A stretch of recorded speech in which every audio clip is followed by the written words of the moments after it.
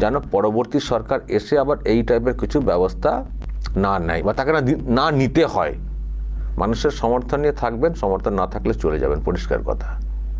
কিন্তু এমন কিছু করবেন না যেমনটা টিএমসি লোকেরা করেছেন বলে আজকে তাদের খেসারত দিতে হচ্ছে।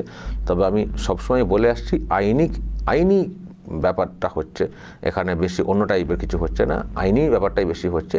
তার মানে এই সরকার আইনের শাসন প্রতিষ্ঠা করেছে।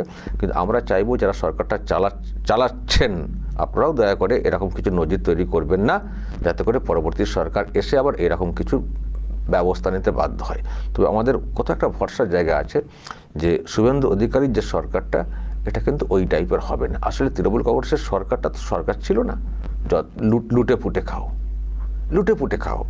আর ওদের সবার মধ্যে মানে উপর থেকে নিচ পর্যন্ত নিয়ন্ত্রণ ছিল না।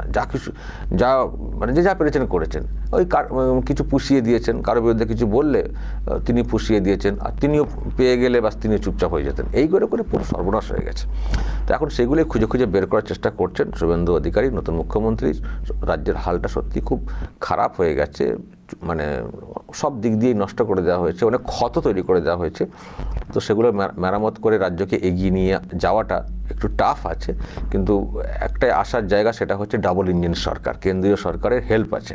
ফলে সেই জায়গাটা মানে উনি পারবেন, মেরামত করতে পারবেন একটা ফিনান্সিয়াল ব্যাকআপকে নিয়ে। তো যাই হোক,